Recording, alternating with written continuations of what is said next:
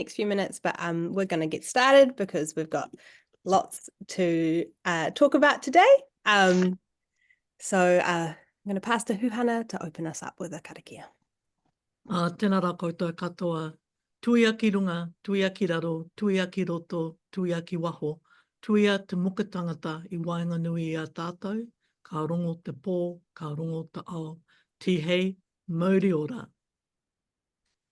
Mauri ora ki a koutou katoa, and welcome to our Deep South National Science Challenge, Embedding Adaptation, Preliminary Reflections on Government Relevant Learning. I introduced the team, Bruce Glavovich, myself, Huhana Smith, Hilary Webb, Derilee Hardy, and Martin Garcia Katagajenya. We have the honour of Tanya Bailey on behalf of Kānui Kupa, Piripi Huila, Chris Shenton, Pūtiki Emergency Response Group, Pūtiki Hapu Working Group, and Pūtiki Community talking to our webinar today. Kia ora, Bruce. If you can, next slide, please. What we're going to give you today is a background, the aims and the approaches that we applied to this Deep South National Science Challenge. We have Pūtiki community presentation, nui te mihi atu ki a koutou katoa. We have policy and local government reflections, and then we'll have time for questions and answers. Thank you, Bruce. This has been a complex project, and everyone knows that climate change is an incredibly complex place to be. We have extreme events and escalating risk. We have the unpredictability that comes with this. No single group can adapt to climate change on their own. In the past, we've focused on hazard management. We've looked at technical analyses. We've been response-driven when we've had the difficult situations, and we depend on hard engineering protection. But what is limited in this focus are the root causes of the vulnerability as a core element of the risk. So there's a limited focus on the power and politics of adaptation, which is really critical to understand. So what we need to do is understand how to institutionalise this adaptation in a way that develops and sustains robust working groups with local government, but particularly with tangata whenua on the ground, civil society, private sector and local communities and all stakeholders. Thanks, Bruce. So this project, Embedding Adaptations, is seriously about that. How do we create safe and enabling processes for at-risk communities to understand the risks that they face, and then how do they agree on the actions to reduce that risk and adapt over time? So what Massey University project tried to do with Deep South National Science Challenge was be the bridge between those key partners and stakeholders and create a complementary work pathway. I want to acknowledge Hilary Webb at the moment too as a doctoral research fellow who did an exceptional amount of work to draw those connections together. So ngā mihi atu ki a koe, Hilary. But the other really important thing, like we know so much about climate change, we've got the science, but what we haven't been so really good at is like, how do we understand the local knowledge of place? How is Mātauranga Māori considered to be critical to this alignment? And then we've got all the lessons that we've learnt from the community-based adaptation or CBA, and how do we bring residents, tangata whenua, local governments and stakeholders together? That was the aim of this research. Kia ora, Bruce. So our key questions: how do adaptation politics and practices shape community, local government, tangata whenua interactions in a bicultural nation bound by te tiriti o Waitangi obligations? And I want to make this really clear for our group, how we had to work within that complex, and it's a critical complex to get right. We are subject to kind of potential changes in that framework, but this group is dedicated and will continue to be dedicated to how do we bring that complex mix together. My karakia talked about tuia te muka tangata, bind the people together, and this is an important kind of background for what we're doing. What are the barriers and enablers to strengthen community-based capacity, and how can we empower with trust and enduring relationships in this planning and action that needs to be institutionalised or really brought together well for all people to benefit from? Thanks, Bruce. I think many of you who are at this webinar will know that the research has often been extractive. There's often been a technical solution that's going to sort all our problems with a lens coming from the outside. But what we've learned in this project, that it's community-based and culturally appropriate and empowering relationships that are going to make the change on the ground and then filter that through to how things should be done at the community level. So participatory action, co-design, we bring all of those aspects together. And that's a critical pathway for making things move forward. We've worked to mobilise communities, to mediate and harness that divergent capability. There's so much to reconcile. So I think when you enter this space, you have to be ready for just how complex this is, but do not shy away from the complexity, because we need Māori values in there, we need community interest, and we need to reach agreement to move forward. Thanks, Bruce. So on all these phases, we've had the engagement phase. Now, this was people going out to communities. To remind people, we had the Rohitu block, Waitotara, we had the Waitotara block in the Taranaki regions. We also had two regions, Tangi Moana and Pūtiki. Now, I acknowledge also Horizons Regional Council for the critical role they played in bringing Massey into the Joint Climate Action Committee group. And that was a really strong way of being able to do 4 case studies. If we had more money, we could have done many more case studies, which would have enabled more people to be engaged in how to, build relationships, how to acknowledge some complexity, how to understand the vulnerabilities across more regions, but that was not possible. So with the Horizons Climate Action Joint Committee, we prioritised 4 regions on the west coast of Te Ika o Māui, the North Island, and then brought in the key players. So that was the initial section from 2021 to 22, and then the project really getting in 22 to 24. So community-based adaptation underway. I think a critical point to make is that this hasn't all happened with Magic Massey coming in to help. This has been a project that people on the community, in the communities of these areas, have been doing for some years now. So it's their leading voice that we tried to harness more of that long-term work that they've been doing, and how they've been seeing the vulnerabilities, experiencing the vulnerabilities of climate change in their own areas by the increased flooding that's been happening in their regions.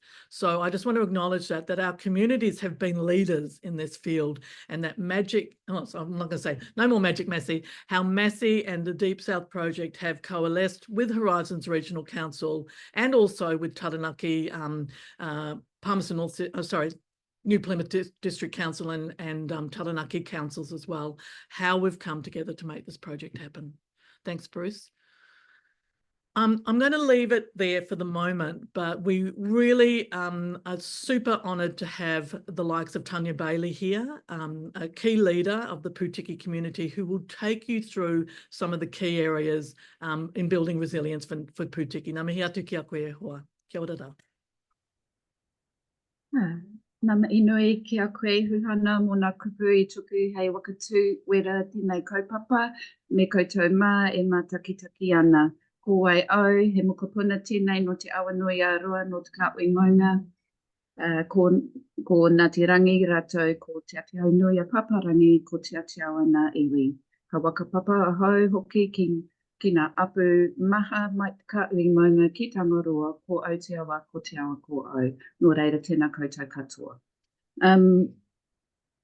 Good morning, everybody. My name is Tanya Bailey. I'm here to speak on behalf of my cousins, Kānui Kupa, Pirapi Huala, Chris Shenton, as part of the Pūtiki Emergency Response Group, also on behalf of the Pūtiki Apu Working Group and the Pūtiki community.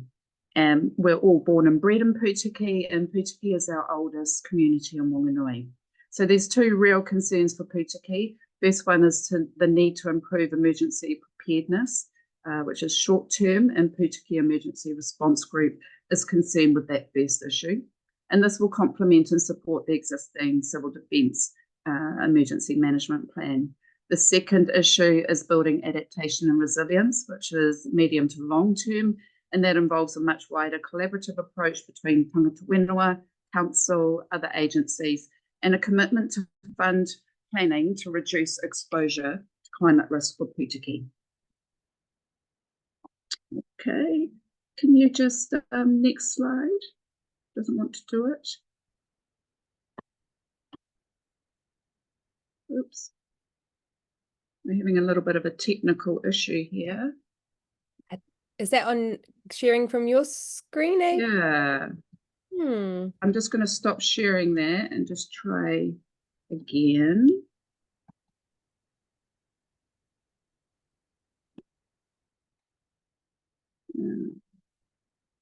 Okay, we seem to be back on track, everybody. So this slide is just giving you a bit of an aerial view and just to situate yourselves on where Pūtiki is. We are here. And it also shows you the vulnerability of Pūtiki. So Pūtiki goes all the way from out the airport, all the way back and along to just beyond that Jury Hole. We have State Highway 3 and State Highway 4 that goes through. We have the airport and a wastewater treatment plant. So the background to this kaupapa is that Pūtiki was nominated to the Climate Action Justice Committee as a case study for a community at risk of climate change. We had our first hui with Deep South Massey University research team in May last year, and this is when we agreed to work with them to develop a risk assessment and adaptation plan. We just had a flooding event on the weekend before, so emotions were pretty high, and we had a large turnout. It was from this hui that the community determined a need for a local Pūtiki emergency response group, and also with the aim to build community resilience and preparedness for any emergency event, but particularly for flooding and particularly to support our kaumātua who are living in the fear of the next rain event. So Pūtiki Emergency Response Group is a community-driven initiative for all whānau and residents in Pūtiki. A hapu working group was also formed to look at the bigger picture, including the impact from climate change, development on Jury Hill behind Pūtiki, and years of neglected infrastructure. So this is a collaborative project involving the community, apu, marae, key Crown agency stakeholders, and alongside civil defence. We've formed strong alliances with these stakeholders and also Tangaupuku community-led team who've been sharing their wealth of experience of emergency preparedness up the Whanganui River. So this picture is our why. It's a little bit busy. The comments on here are from community engagement, but you can see these lines that are converging down into Pūtiki. That's the Ngātarua stream or the Ngātarua catchment, which covers 200 hectares. A little bit further along here, we have the Awarua catchment, which covers 1,100 hectares. This grey area in the middle of Pūtiki Drive is where our kaumātua flats are. And so this is that here, and this is what happens when it rains. So our most vulnerable are at the most risk here. You can see this red line along here parallel to the awa. That's the 200-year or 150-year flood mark, which they're pretty much the same. We haven't had that yet, but we will. The 2015 flood was a 130-year flood.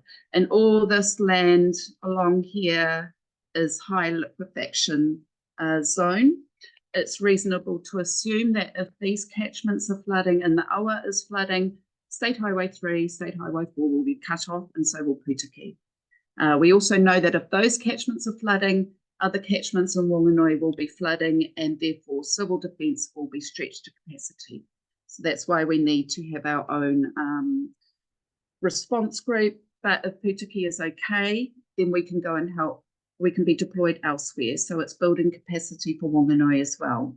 And just to give you a little bit of context about the lack of infrastructure, this is the main highway that goes through Pūtiki, which is an urban area. There is no footpath on one side for our kaumātua. There's no pedestrian crossings. There's no bus stops. We have no bus services. There's nowhere safe for our tamariki to cross that main highway.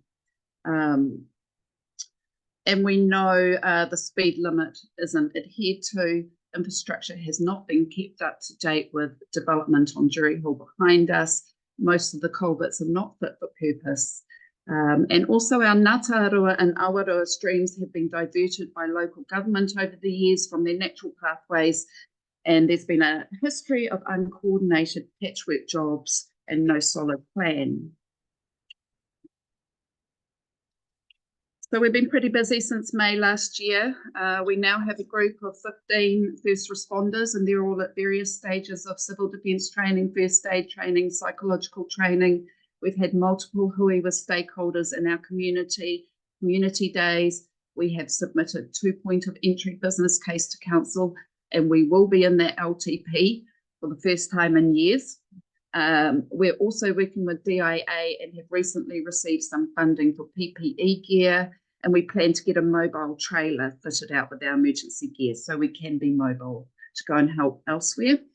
We have signed a Takai Here, which is an indigenised MOU, and I'll talk about that a little bit further on. We will be having wānanga with all our stakeholders to ensure they understand how we roll in Whanganui under Tupua Te Kawa.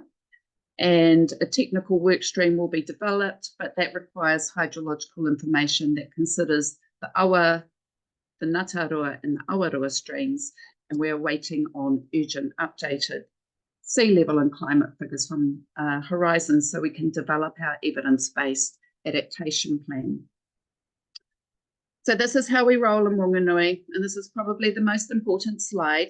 So Te Awa Tupua Act 2017 established Te Pā Aurua, a legal framework that recognises the Whanganui Awa as a legal entity, and Te Eki Ngā Uru, the strategy and blueprint for innovation and opportunity.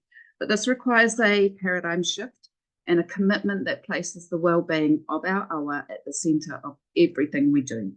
Hapua Place is included in any decision-making. Instead of just taking, we're now required to give back.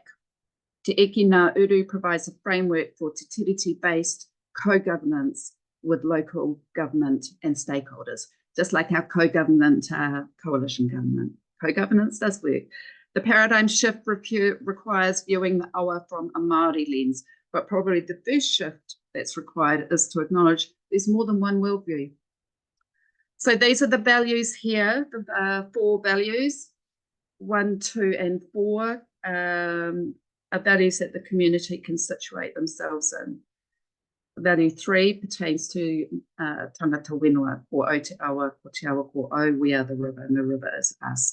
But these values place our awa as our source of physical and spiritual well-being. If the awa is well, we are well. We recognise that it's not indivisible, so it is not going to be separated or divided up, but flows freely from the mountains to the sea. And this includes every waterway that connects to the awa, including the streams that have now been enclosed in pipes and renamed as stormwater drains. So it was these values that form the basis for a Takai Here, which is an Indigenous MOU, and that was signed last November with Council, Horizons, Wakapota'i and Pūtiki community to commit to working together, mana ki te mana, decision maker to decision maker, and that our relationships would be guided by the values of Tupua Te Kawa. The outcome of this is a collaborative and a holistic approach instead of operating in silos, which often results in inefficiency and disconnection. The Takai Here is a living document, and that will be updated accordingly as this kaupapa progresses.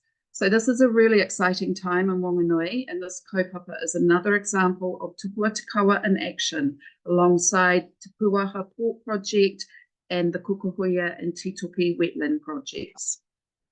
So what's our message for central government and local government? You can all read that yourself. For us, Pūtiki is a very special place, and we want to know, what value do you place on our marae? We're all brought up here. Generations of our tupuna lay in our urupa. We carry their names, their faces, and we continue the kōrero that they started. Pūtiki is the oldest community in Whanganui, Te Matua Marae, and was gifted to Whanganui as Whanganui's marae by our takarangi wānau. I just want to touch on that word marae also, and just to reiterate, these are not just one building. When we grew up, we didn't even call it the marae, it was the pā. And that was and remains an essential part of our community. And it includes multiple sites, such as our Ko'angareo, our Kura Kaupapa Māori, our Kaumatua Flats, our Pūtiki Vestry Hall, Urupa, Wahitapu, and community. So to view marae as a separate entity is not a Māori worldview. And this is part of the paradigm shift that Te Hiki Ngā Uru invites you to explore. Our marae provide cultural well-being that contributes to the community and the economy. We've been told that Pūtiki infrastructure has blown out, and this isn't surprising given that we've been excluded from LTP for the last 20 years. We have 20 years of reports that identify infrastructure concerns, but that was filed in the too hard basket. It's likely that further reports will indicate a change in catchment land use. Therefore, Pūtiki will be engaging in the district plan review this July, and we will be writing our own chapter to ensure Pūtiki is future-proofed. Also want to make the point to central government and local government that region-specific co-governance with hapu is a model that works, and it must continue. And we want to know what mechanisms, what financial enabling mechanisms are you going to put in place, and who is going to pay for a retreat. So just want to say that this kaupapa has worked so well because it's been driven by the community, and we've leveraged off the strength of our own existing relationships, and we've developed new relationships under the values of Te Kaua. And this has been the most important component of this kaupapa, is those values and bringing us all together under that model. We're also highly motivated, of course, by the need to tautoko our community, our marae, and also the willingness of local government to engage in the tākai here and to learn a new normal. So this project is Mana Motuhake in action. It's a community determining what they need and seeking to develop the relationships with local government and stakeholders. It's aligning with Council's strategic aspirations, the Civil Defence Act, to resource communities. And it's through the strengthening of these relationships that an enduring emergency plan and adaptation plan is likely to be implemented. We just want to take this opportunity to extend our sincere appreciation to everyone that's been working on this kaupapa with us, supporting us.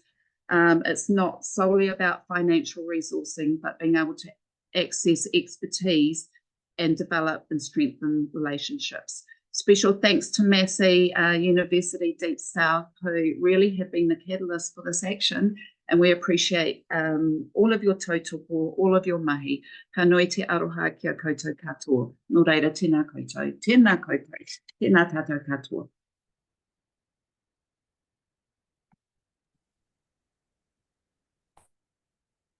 Kia ora, Tanya. Oh, one moment while I swap over to Bruce.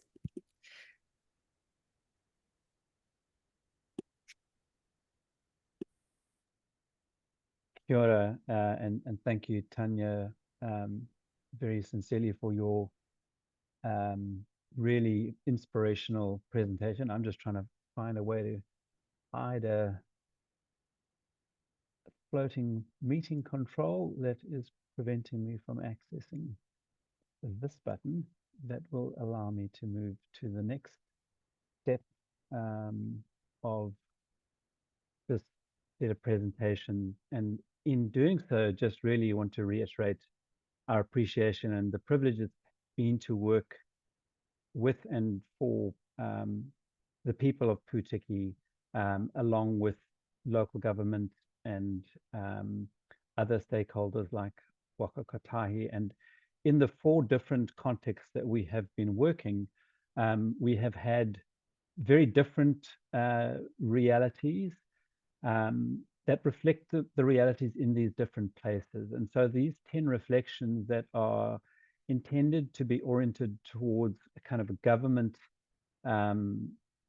audience draw from all 4 of the communities that we've been working in. I'm not going to be pulling out case-specific points, but what I will be doing is touching on these 10 reflections, and I'll be drawing on quotes from the interviews that we've been doing in the recent few months. And the base of this is essentially 35 very in-depth key informant interviews, some of which are one-on-one, some of them are 2 or small group discussions. And it includes a wide range of people, from residents in harm's way, community advocates and leaders, a range of people representing Mana Whenua in a whole range of different roles. Similarly with council staff on the front line, to senior management, elected members, and so on. A large part of this is also informed by the reflections of our team as we've walked this walk over the years through this participatory action research. So without further ado, let me draw attention to these 10 reflections. The first point is that community-based adaptation planning and action is a relationship building process. And that might sound obvious and simple on one level, but it's a very stark move away from the framing of adaptation planning and action as a technical exercise. It's stepwise, it takes time. It's not, however, linear. And so it's a challenge to those procedural requirements that government follows in various forms, because it requires innovation, flexibility, and adaptation. And really ideally, and I think exemplified by what Tanya has shared, it's mobilized by communities at risk, by Mana Whenua in the situation that that Tanya shared with respect to Pūtiki, with a real commitment by local leaders in various governing authorities, especially in the context of Te Awa Tupua. And I think this has just been a fantastic example of how fundamental that is to move forward. So here are a couple of quotes. I'm not going to read them out in detail. I'd like you to just scan this, but this notion of relationship as a foundation for building trust is absolutely front and center in this work. And this quote also illustrates the point, or makes the point, that engagement practice or an engagement travels at the speed of trust. So if you don't have trust, you're not going to go anywhere very fast, if at all. Another reality that perhaps is not a surprise, but it really takes time to make sense of this and to do this mahi in a way that works properly, and that is that there are different processes and time frames that characterize the way Maori and Pākehā processes tend to work. And we really have to find better ways of aligning these practices. Secondly, community-based adaptation is a negotiation process. It's not this technical, rational process. It boils down to this commitment to work together based on agreed principles and values, and they should be recorded in some form of place-relevant statement of intent or memorandum of understanding, or as Tanya has outlined, the particular framing that was and is important and meaningful for Pūtiki. Importantly, the signatories that were behind this from local government included mayors and chief executives of the regional council and the Territorial Local Authority. And so that's a signal of the level of commitment to this ongoing work. It's a moment to celebrate, and really it's a foundation for continuing the ongoing work of adaptation, planning, and action. And that really boils down to being clear about what the priority short-term actions are. And as Tanya was highlighting in a Pūtiki context, the safety and well-being of Kaumatua, for example, but looking into the more distant future without trying to predict that future. It is a living agreement because this is ongoing work that will need to be revisited and reworked. And that's why these partnerships are so foundational. And that's why this is an ongoing negotiation process and building collective capability over time. Many, many quotes that I would love to share with you, but this is one that's really important. Who is the community? In many contexts, there's a lack of community and social cohesion. I don't suggest that this characterizes Pūtiki, but in some of the other contexts we work, this would be a fair reflection of that. And so you've got to figure out who it is that makes up your community to be able to move forward together. We live in a society that's highly individualized, especially in a Western Pakeha world view. And so people have very varying and different ideas of what risk is and how it might affect them and their tolerance of that risk. And so again, we've got to get to a place where we can talk through these differences and make sense of this together. And as Tanya has highlighted, and we had the same outcome with a foundational relationship commitment to work together with the Tanga Moana community, represented by their Tanga Moana Community Committee, the Manawatū District Council and Horizons, again with senior leadership and ongoing work to move forward as a result of a commitment to work together. So that has been developed in two of the communities, and in large part that was partly a reflection of the Climate Action Joint Committee in Horizons that brought tangata whenua and mayors and chief executives together around a table to prioritize these two communities. In the absence of that kind of institutional arrangement in Taranaki, it was a little more difficult to get to that point. The third key point is that institutionalizing or embedding community-based adaptation in the day-to-day reality of life in communities and in local government, it's not a clean-cut linear process. Planning and implementation are not simply sequential. There's a need to act, plan, reflect, act, plan, and it can be 2 steps forward and 3 steps backward. But the key point that has come out in this earlier presentation is there are immediate needs that need to be addressed while planning for the future. People are seeking tangible solutions, and they need to be able to start implementing sooner than later while doing this adaptation planning. Building enduring capability to adapt is enabled by institutionalizing the local government tangata whenua partnerships that are core to moving forward. Again, I mentioned this Horizons Regional Council Climate Action Joint Committee, and Huhana is a co-chair of that committee, and it's been a core foundation for developing a regional approach to doing this work in partnership.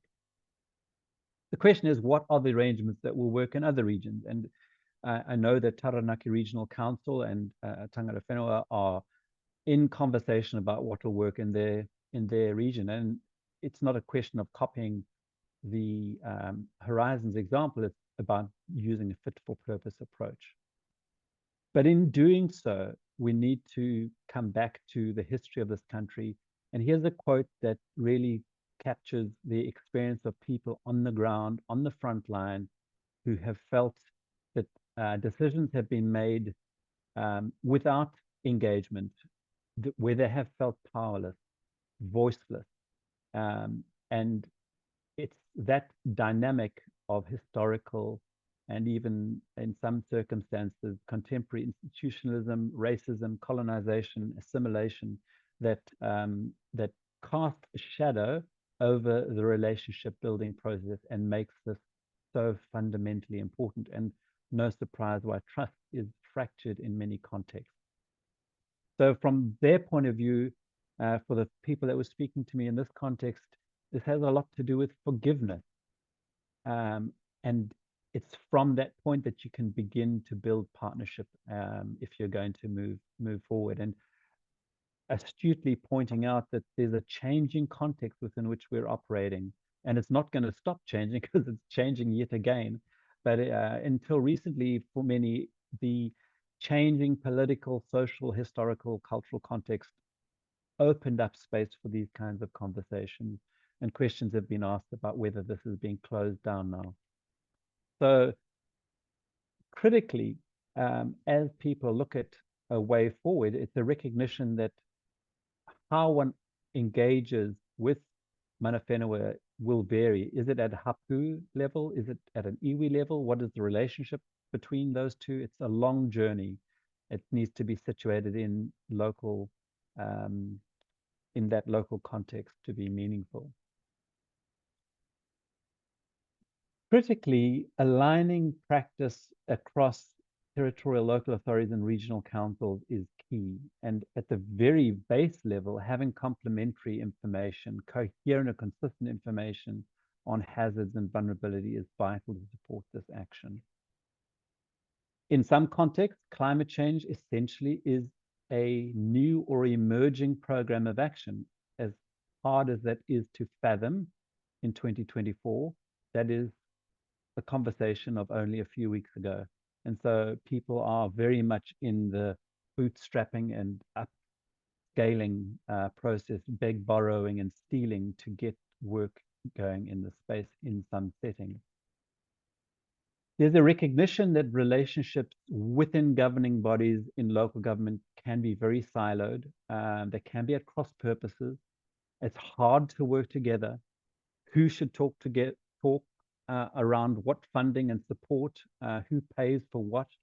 And so, as you can see here, these are challenging conversations that are happening at the local government level. Circumstances differ within and between councils, and they differ between where elected members are wanting to go and where officials at the front line are wanting to go. And people have strong views. And so it's a point of tension and an ongoing challenge.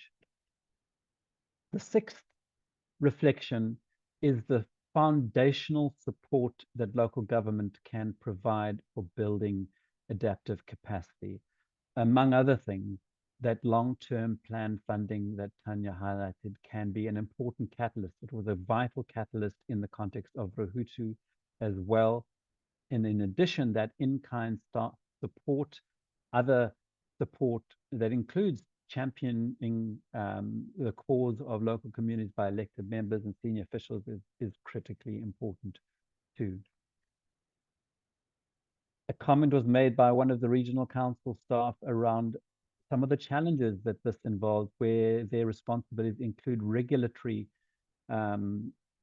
responsibilities that include whacking people with a stick, as it was put. And so staff might find themselves wearing different hats, which complicates these interactions. Importantly, local councils know their communities well, and it's important to create space for that local knowledge and those local relationships to be supported, enabled, and strengthened.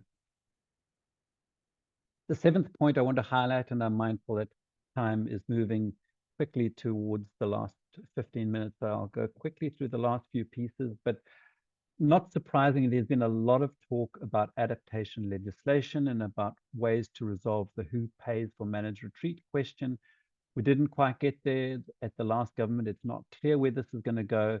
It has repeatedly been said to us at a regional council and at a territorial local authority level that this is a real constraint, and people are troubled by the reality of escalating premiums for insurance and the prospect of retreat and the need for progress on this front.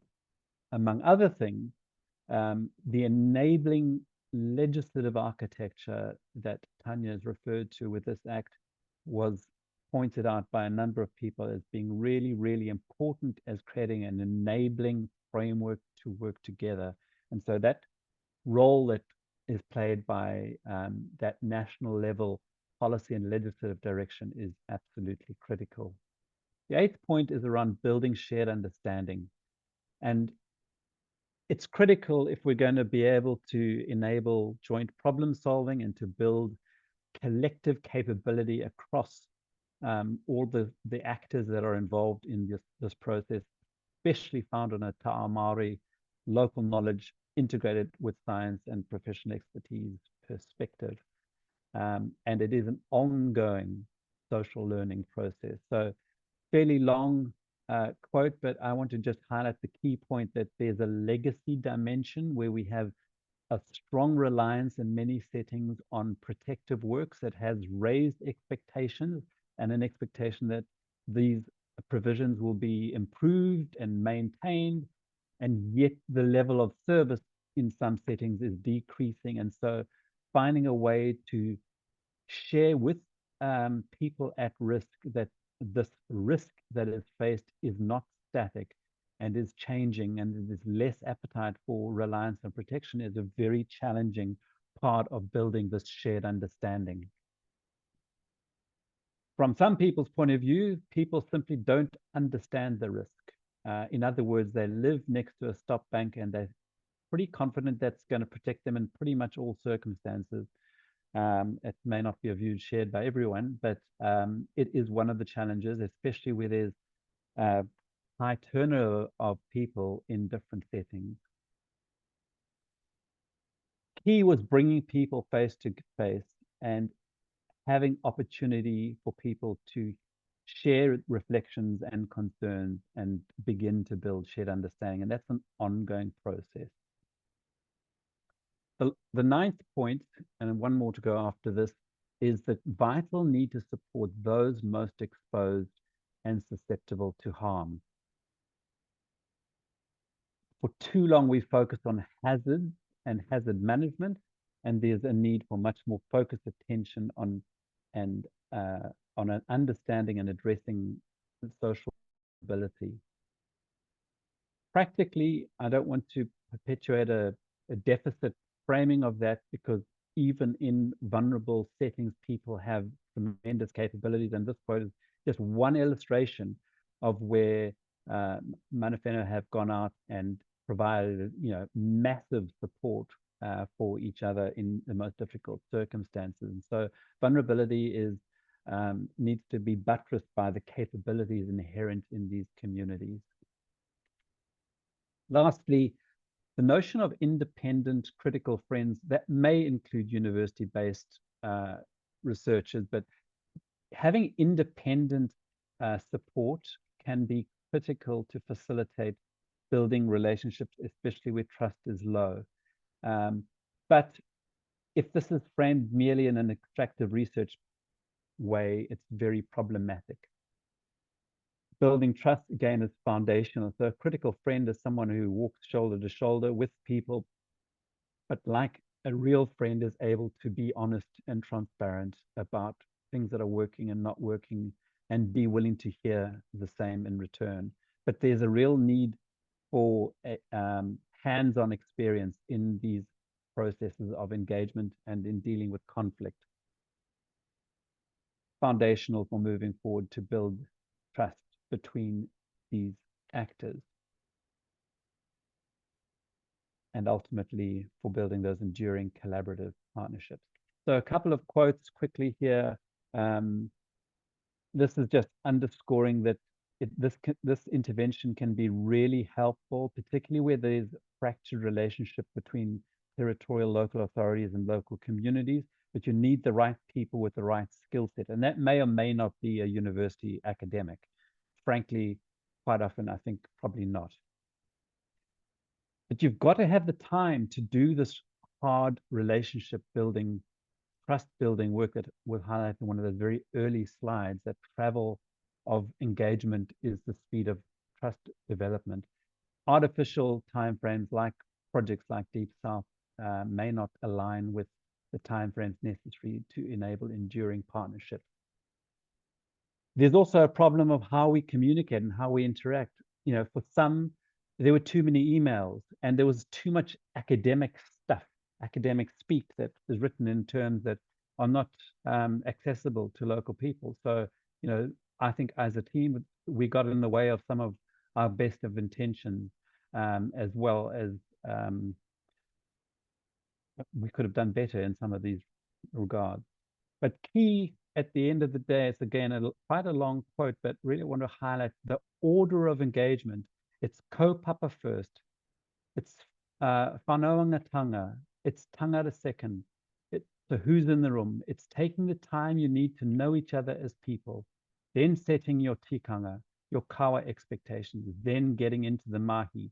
Too often, first it's why we are here, and what we are going to do. And that's the tension that exacerbates action-oriented worldviews.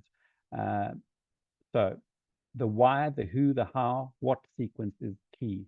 That's my last quote. So I'll stop sharing now. I've taken a couple of extra minutes, but I can stop sharing. We can move to Q&A. Thank you. Kia ora, Bruce, and kia ora koutou for sharing with us in general today. There is lots of food for thought. Anyone in our audience can put we have one come in, and there's a QA function, or you can put it in the chat, or perhaps you can put your hand up. I'm unsure, but anyway, yeah, send us your questions, and I'll facilitate that to our panelists. Our first one is from Anita, who's one of our Deep South Challenge researchers and program lead as well. Her question is, in addition to saying thanks, do you think there will be continued momentum and perhaps action in terms of implementing adaptation once this project ends? So, we've got Bruce's hand up. I think maybe should we go, and also Huhana?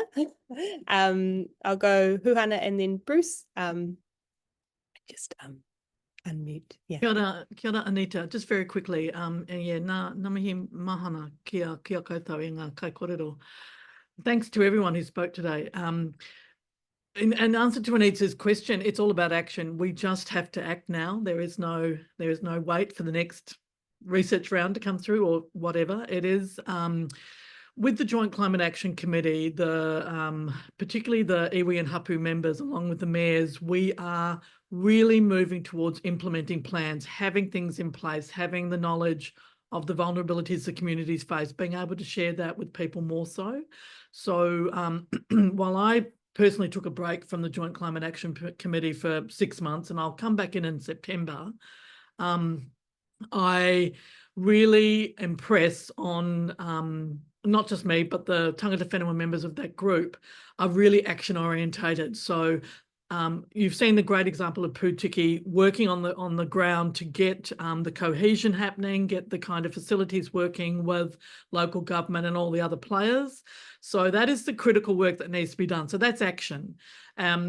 And also projects that are just action orientated. You really only need to put your effort into the action. So complex as it is, and it's not the perfect answer, but to your question, but I'm not involved in this space if it doesn't have work or action or transformation happening at the same time. So otherwise it's a waste of all our time. We've got to move. Kia ora. Thank you.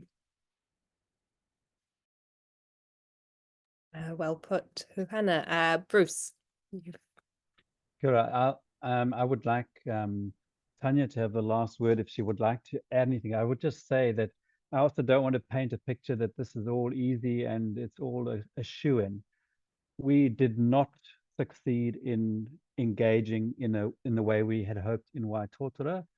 Essentially, the people of that place felt that this wasn't for them. They were busy doing the work that they needed to do, and this wasn't their priority. So you can't force this kind of work on people. It needs to be that people are ready, willing, and it's going to be helpful.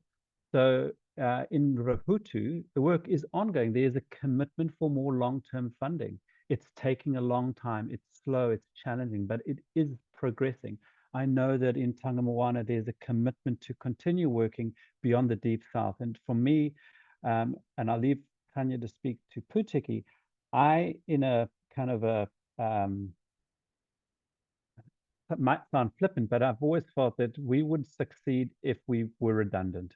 And that was for me the mark of making a modest contribution. Kia ora. Thank you, Bruce. So yeah, Tanya. Oh, tēnā koutou. Well, for Pūtiki, you know, this kaupapa is huge, and it really was just this like scratching the top, and then it's like, wow. So it's huge, but it's been really beneficial because it has brought the community together quite a while, I guess. So, and we do all have a commitment to continue with this project. And hey, we're used to just doing the action without the support, you know. But we're working on that too, you know, that commitment for all of our stakeholders to work together. So yeah, it's been great, and I think it will continue on for some time. And I'm just really grateful to Massey University and everyone that's been involved to tautoko us on this. Yeah, ngā mihi nui.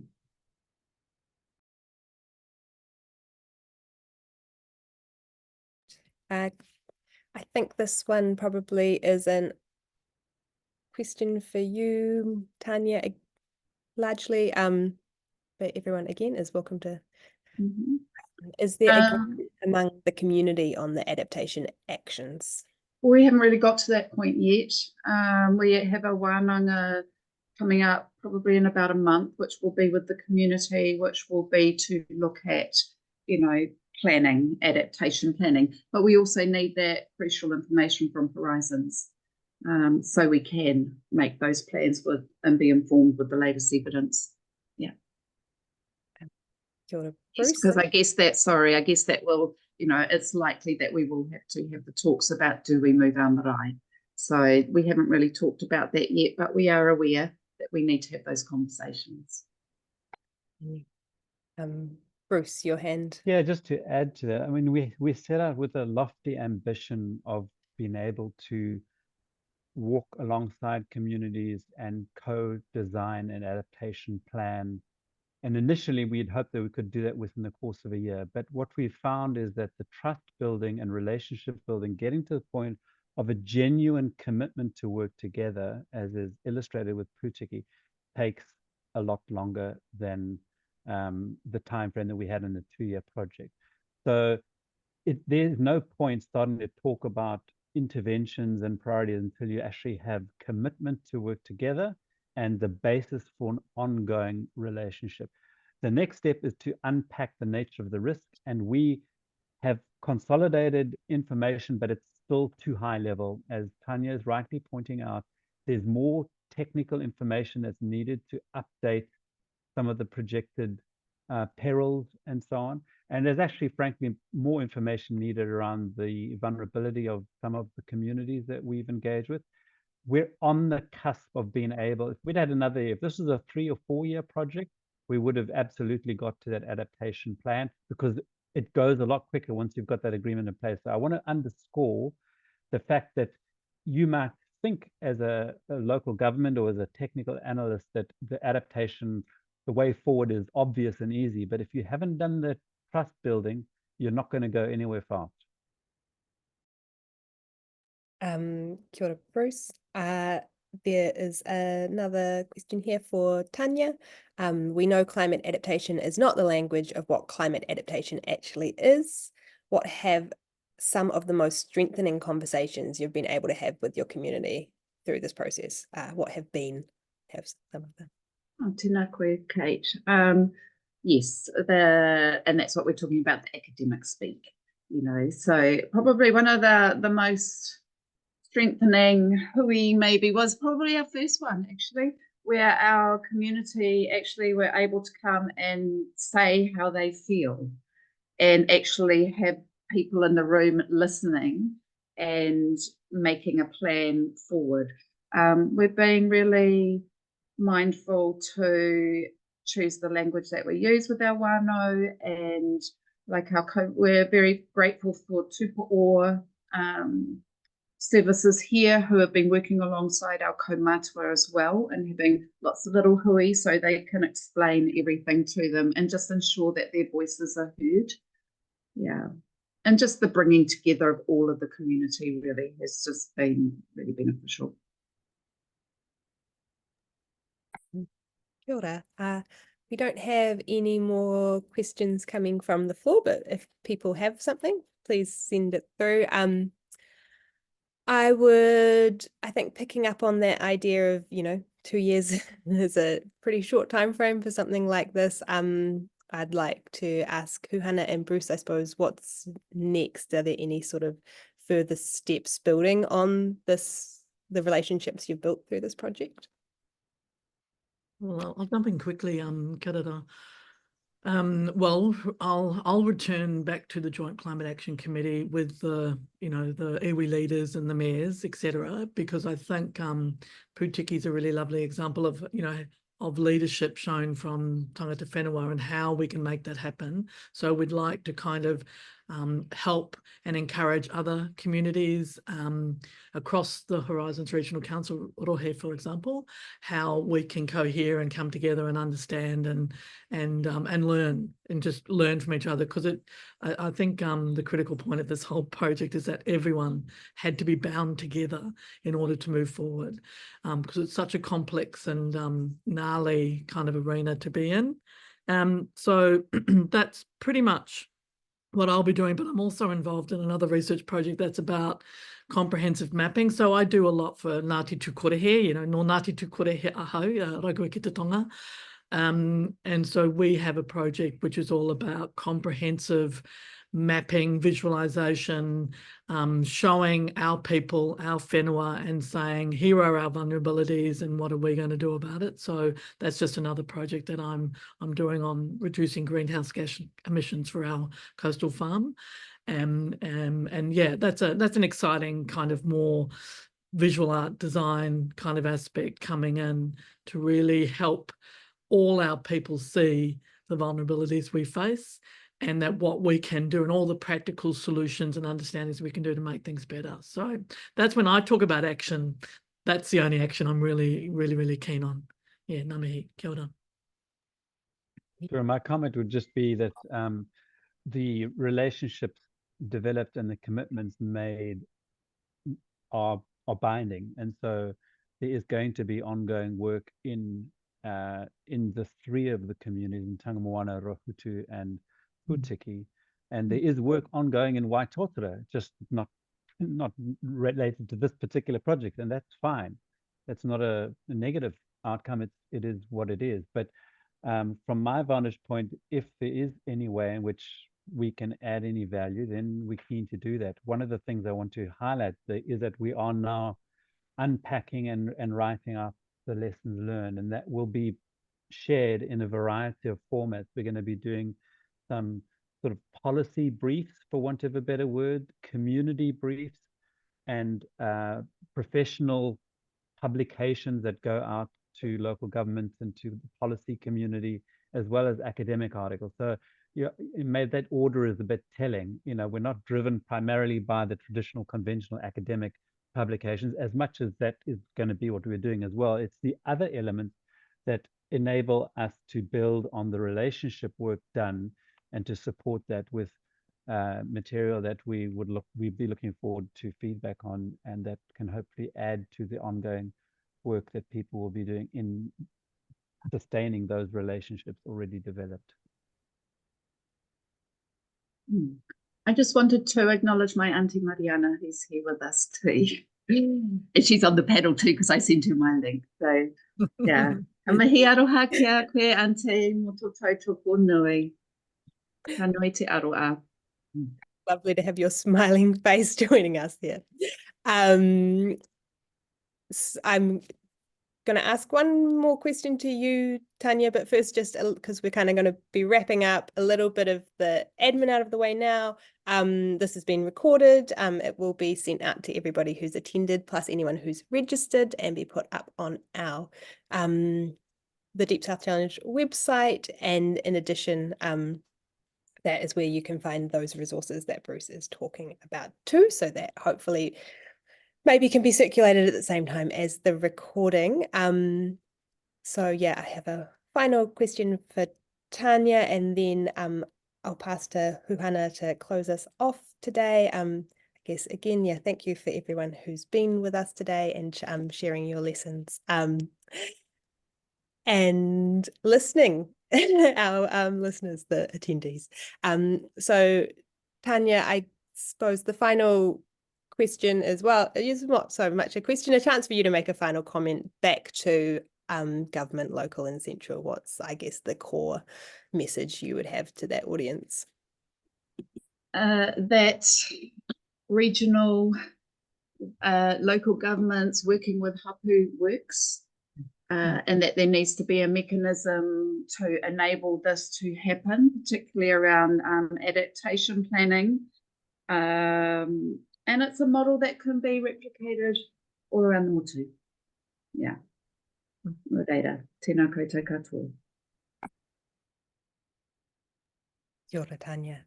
To you, Huhana. Well, nami mahana ki a koe hoki, Tanya, me o kupu rangatira mō tātou. Yes, co-governance works. Unuhia ki te uru tapinui, kia wātea, kia māma, te nākau, te tinana, te wairua i te ara takatā. Ko ia rā o rongo, whakaerea ake ki runga, kia tīna, tīna. Homi e hui e, tae ki e.